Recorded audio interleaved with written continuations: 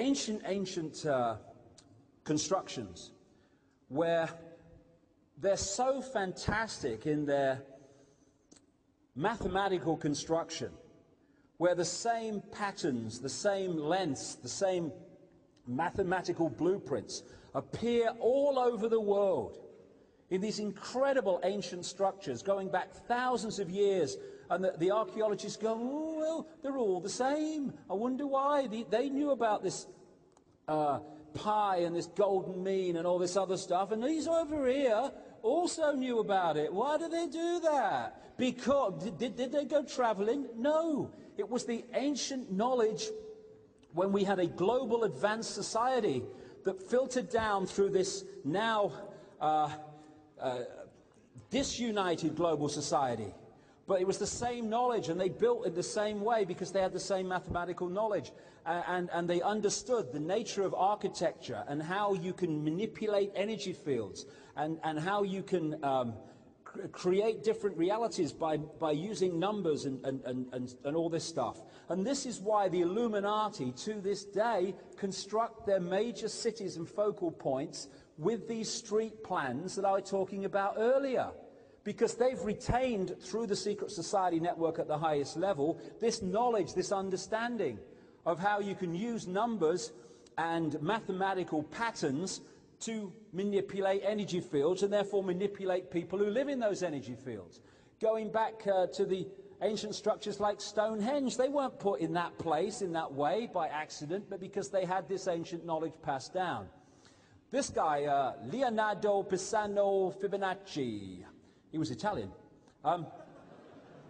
He came, centuries ago, he came up with what's become known as the Fibonacci sequence, which basically is, well, it's more than basically, it is. You add the two previous numbers to get the next one.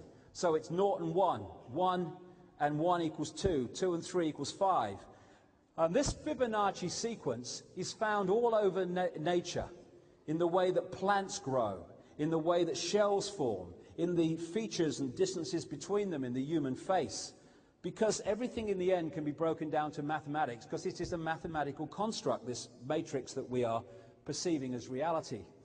This guy, Stephen Marquardt, an American doctor who really went into the Fibonacci stuff in relation to the human body, he said all life is biology, all biology is physiology, all physiology is chemistry, all chemistry is physics, all physics is math, or maths as we call it in Britain. And he might have added, and all maths is energy. So if you understand, because you've had the knowledge passed through and you've added to it, the mathematical nature, then this is why the Illuminati are obsessed, as so many researchers have established, with number sequences, with doing something on certain days, in certain months, at certain times, which have certain number sequences. They're manipulating the matrix to suit their ends. The other thing is that a biological computer, and they're developing these around the world. I know there's a project in Florida, at the University of Florida, developing biological computers which can think to a certain level themselves. And this body can think. It does have the ability to think because it's a computer, it can react. Many of our reactions, our emotional reactions, are not infinite consciousness reacting, they are the computer program reacting. And therefore, I've concluded myself that there are a very large number of people in this world who are not being they're not being motivated or inspired by consciousness. They are basically biological computers just going through the program. I mean, I've met a few, I have to say. And so in the Matrix movie, you had the woman in the red dress, whereby they created a computer program, for those who have not seen the movie, and these two guys are in the computer program, which looks extremely real, and this woman in the red dress walks past, which takes the guy's fancy, and he later realizes that what had passed him as a beautiful woman was actually just a computer program. But he perceived her as human and like everyone else. And I think there's a lot of people in the world who are so detached from their consciousness that basically they are biological computers passing through what is called life. And the computer is doing the thinking, it's doing the reacting. And they, of course, hold up banners saying peace is war and get a brain, morons. You know what I mean? They're the kind of people, because consciousness would intervene there and say, don't talk such nonsense. And so for me, there are kind of three basic types of people in the world. There are people who are basically the biological computer operating the reaction process. There are people who are connected to consciousness, but they are so identified with the human body that the computer basically drives the bus, although consciousness can intervene. And then there are the people who are now waking up, and they're becoming multidimensional people, connecting again to the infinite consciousness that they are. And they are perceiving this world from here, while those caught in the illusion are perceiving this world from here. In short, these people are in this world, but not of it. These people are in this world and of it, because that is their level of perception. So, this is why people who are in the mode on the right-hand side are looked upon as crazy and mad and strange by those who are on the middle and on the left, because, not so much on the middle, but definitely on the left, it's because they are perceiving reality from such a different point of perspective that to them that is crazy, because that's what they are programmed to believe and the way they see the world. And so the reaction to me when I started talking about this stuff was mass ridicule. But because of the wake-up, it's changing, because we don't have to stay controlled by the computer. We can make a decision for consciousness to do that.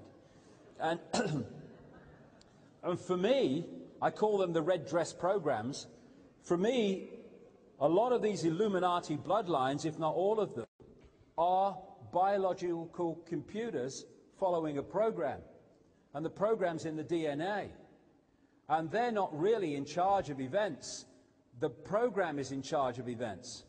And that voice, the female voice in the ayahuasca state, was talking to me about all this and talking about the nature of reality.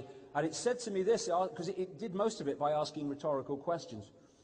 And it said, if you programmed a computer to abuse a child or kill someone, would it have an emotional reaction or an empathetic connection to the victim of its behavior? No.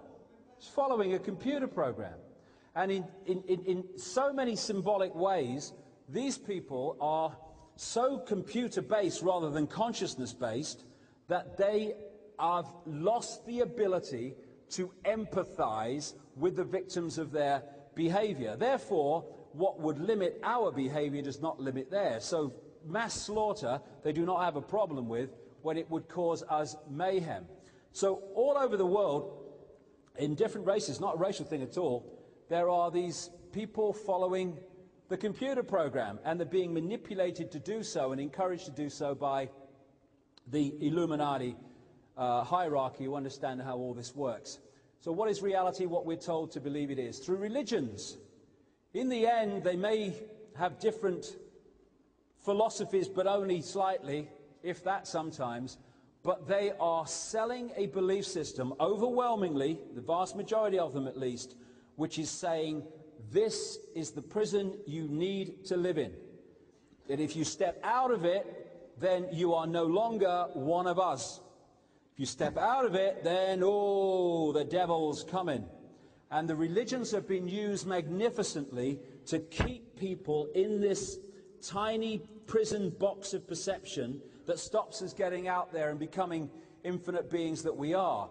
Simple philosophy, I think, is just my view. If we can give a name to what we believe, we're in a prison. Because infinity has no name. It's the force with no name. It just is. We just are. Once you start saying, I am a this, I am a that, you're already saying, I am a this, I am a that. I am a everything.